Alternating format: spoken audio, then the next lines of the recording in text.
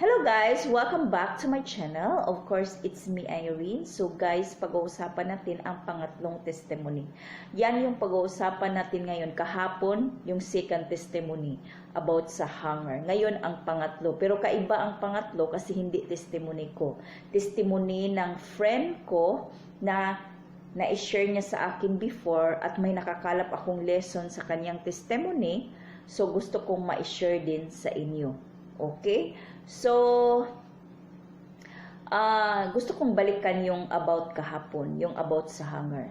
Ang lesson doon sa about sa hunger is kahit gaano kaliit yung problema mo, ibigay mo sa Diyos. Kasi ang realidad talaga sa tao, magdidepend lang sa Panginoon pag malaki na talaga ang problema. Pero sa na-experience ko, about sa testimony ko, sa na-experience ko, ang nalilearn ko doon about sa hunger is kahit hunger pa yan, ibigay mo sa Diyos. Okay? So, ang maganda doon, kahit hindi ko sinabi sa Panginoon na kailangan ko ng hunger, iniisip ko lang na ano ba yan, may problema ako, paano ako makakuha ng hunger, paano ganun. Ano na lang, nagdidepend na lang ako sa sarili ko. Iniisip ko, ang option ko doon, bibili na lang ako ng hunger, masosolve na yung problema.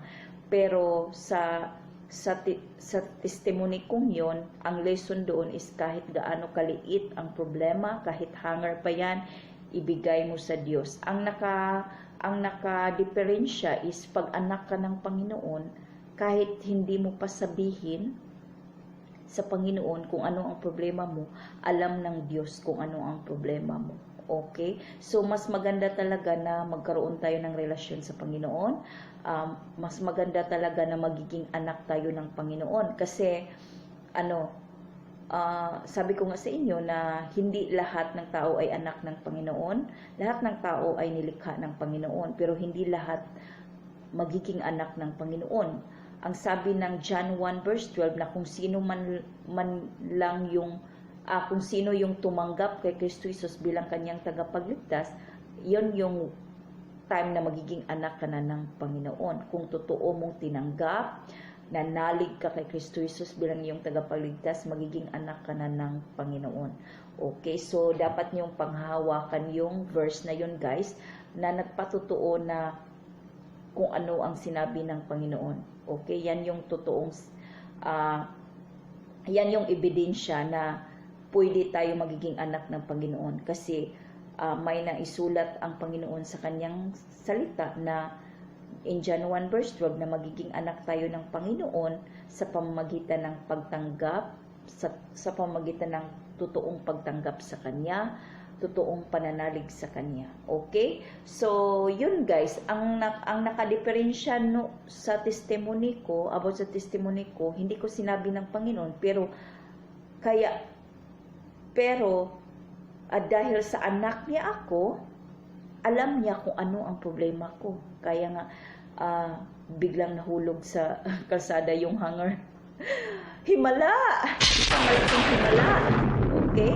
So, para talaga sa akin yun kasi ako ang namumblema ng hunger. Okay? Biglang nahulog yung hunger sa harapan ko. Okay? So, yun yung lesson na kahit maliit yung problema, ibigay natin sa Diyos.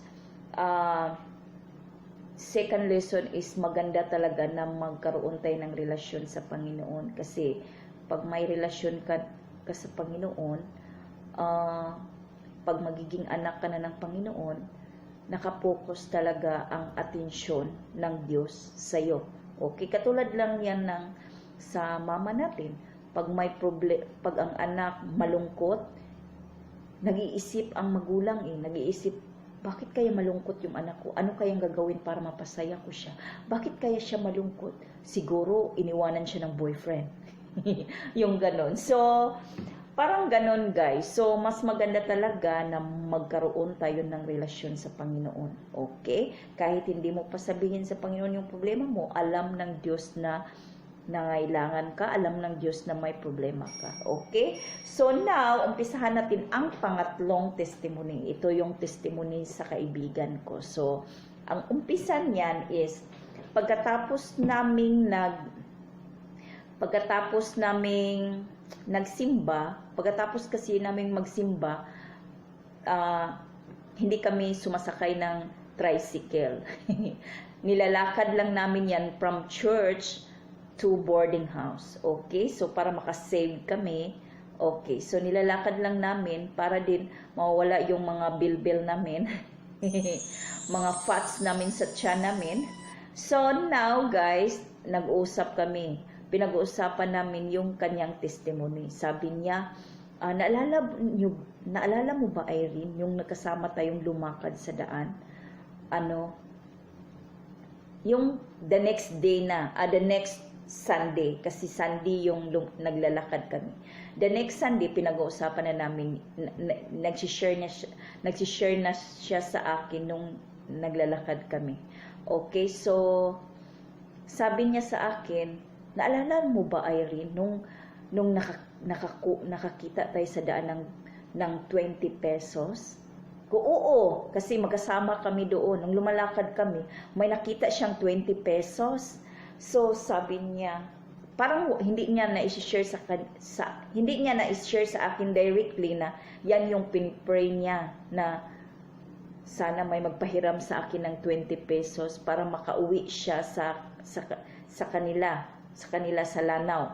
So, 20 pesos yun, guys. So, yan yung pinag-pray niya na sana mahiraman akong 20 pesos. So, sabi niya sa kanyang sarili. So, yung habang nandun ako kasama kami lumalakad. Habang naglalakad kami, may nakita siyang 20 pesos. Sabi niya, ay, 20 pesos! Nakita niya yung 20 pesos. So, kinuha niya, inilagay niya sa kanyang bulsa. Tapos, hindi siya nagsasalita. Lakad lang kami ng lakad hanggang nakarating kami sa boarding house namin. So, na-share niya sa akin yun in the next Sunday. Okay, nung nagsimba kami. Okay, so yun guys, nakauwi siya, sumakay siya sa barge. Tapos nung sumakay siya sa barge, may nakita siyang old lady, yung matanda na babae.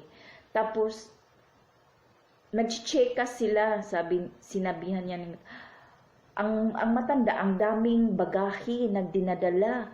So, chinicheka niya, sabi niya, Lola, ano bang nangyari? Bakit ka pa uwi? Ganyan. Sabi ng matanda, yung biyahe, hindi na daw matutuloy, yung biyahe sa barko, hindi na daw matutuloy para Cebu.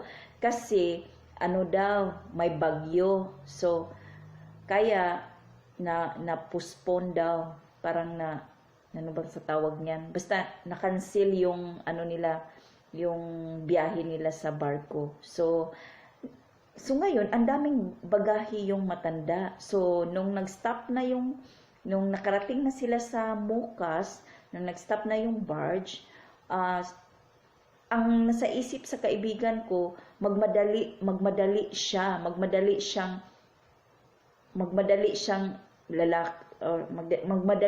kasi yung para para maranding na biyahe sa jeep, kunti lang na jeep ang magbabiyahe para maranding. Pag wala ng jeep, sasakay ka na sa bus, kasi pag bus malaki na yung pamasahe, unlike sa jeep. So nagmamadali siya, pero iniisip niya yung matanda, paano na yung bagahe niya? Walang tumutulong sa kanya. So, iniisip niya, dalian ko na lang siya sa pagtulong. Bilisan na lang daw niya sa pagtulong para sa Bisaya, makaapas pa siya sa jeep para yung parang bilisan niya ang pagtulong sa matanda para makakuha pa siya ng jeep para maranding. Kasi yung 20 pesos niya para jeep lang talaga. Para jeep lang talaga. Pag bus ng sinasakyan, 35 pesos yata or 40, yung ganun. So, binilisan niya, pero kahit anong bilis niya guys, hindi niya naabutan yung last jeep. Okay, so in short, walang jeep. Wala siyang naabutan na jeep. So, ang iniisip niya, ang iniisip niya, may option siya. Sabi niya, yung 20 pesos, ang gagawin ko na lang, sasakay ako ng bus, tapos pag huminto ako, sabi niya, pag hinto na yung bus sa bahay namin, sasabihin ko sa driver, ka lang, kasi 20 lang yung niya, pera, ka lang, kukunin ko muna sa bahay yung 15 pesos kasi kung halimbawa 35 yung pamasahe. So, parang gano'n na lang ang iniisip niya. Parang nagdidepend siya sa kanyang sarili. Hindi na siya nagdidepend sa Panginoon. Parang gano'n. Pero kasi anak siya ng Panginoon, ang Diyos ang gumawa ng way para yung 20 pesos niya,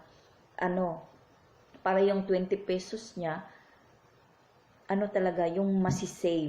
So yun guys, tinulungan niya yung matanda, tapos continue lang siya sa pagtulong, tapos sinabihan niya yung matanda na, saan ka ba? Sabi ng matanda, maranding din daw siya. Sabi ng matanda, ikaw saan ka maranding? Asama na lang tayo sa pagsakay, sabi ng matanda. Tapos sabi niya, oh my God, 20 pesos lang yung pera ko para pang jeep ito, hindi pang bus. But anyway, sasakay na lang ako ng bus. Ang gagawin ko na lang, ang option niya talaga is, pag huminto ang bus, tatakbo siya sa bahay nila, kukuha ng pera at saka ibibigay sa driver. Kasi 20 pesos lang talaga yung pera niya. So, ganon ang nangyari. So, yun guys, hindi niya akalain na yung matanda, tapos may huminto na bus para maranding, so sumakay silang dalawa. So tinulungan niya yung matanda,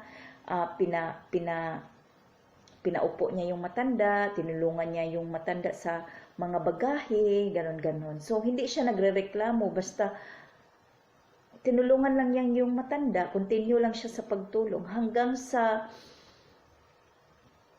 dumating yung magkukuha ng mga pamasahe sa mga pasahero. Ano bang yan? Konduktor yata yung tawag na yun. Konduktor, sabi ng konduktor. Dalawa kayo?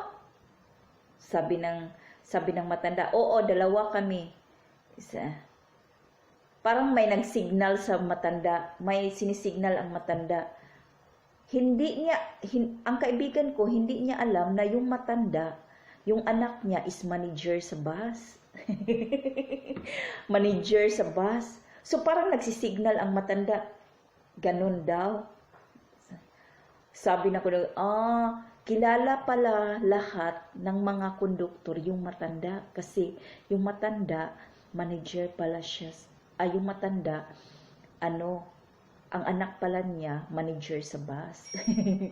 So now, sabi ng kaibigan ko, ano yung sinasabi mo sa konduktor, yung parang nagsisignal ka na ganun? Sabi ko, ikaw din, libre ka sa pamasahe. Bakit po?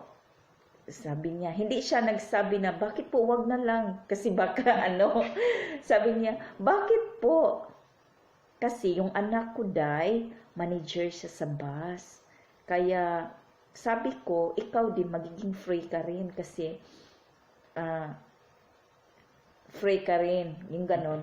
So, ang iniisip ng kaibigan ko ngayon, na, alam ko, may nalilearn na kayo ngayon sa na-share ko. Kasi, ang kaibigan ko, ang lesson niya is, talagang hindi pala natin alam kung ano ang plano ng Panginoon. Kaya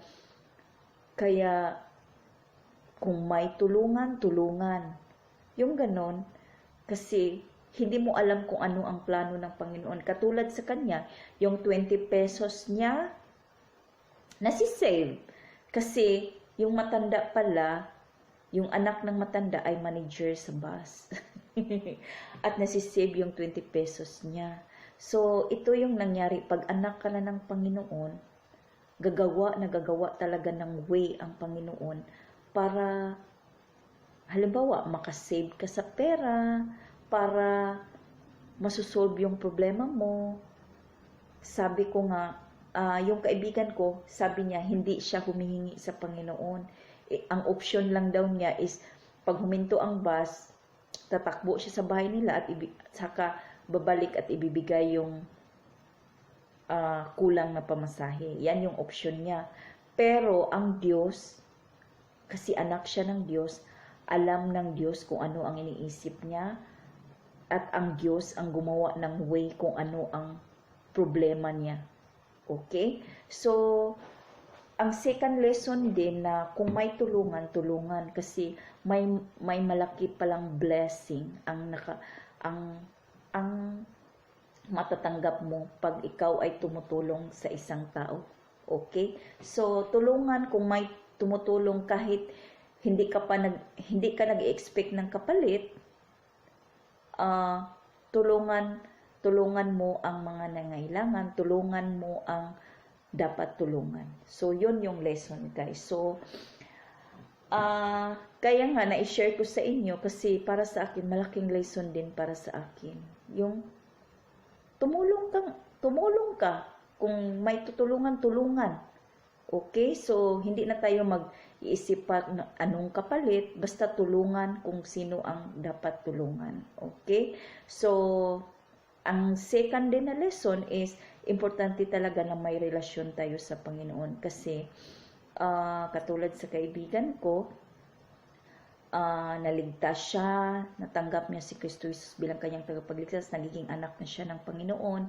At ngayon, kung anak ka na ng Panginoon, alam ng Diyos kung ano ang problema mo, alam ng Diyos na nangailangan ka, kahit hindi mo pa sabihin, ang Diyos ang gumawa ng way sa mga problema mo para masusolve. So, importante na may totoong relasyon tayo sa Panginoon. Importante na magkaroon tayo ng relasyon sa Panginoon. Importante na magiging anak talaga tayo ng Panginoon. So, yan mo ang sinasabi ko sa inyo na in John 1 verse 12, John 10 verse 28, yan yung mga promises ng Panginoon na nagpapatunay na sa pamamagitan ng totoong pagtanggap, totoong pananalig kay Kristo Jesus bilang iyong tagapagligtas, magiging anak ka na ng Panginoon at magkakaroon kayo ng relasyon. Nagiging ama mo na ang Diyos, nagiging anak ka na ng Diyos. Okay, so thank you so much guys for watching. Please like, share, and comment below. And please don't forget to subscribe my channel, Live with Purpose by Rain. See you next time guys. God bless you.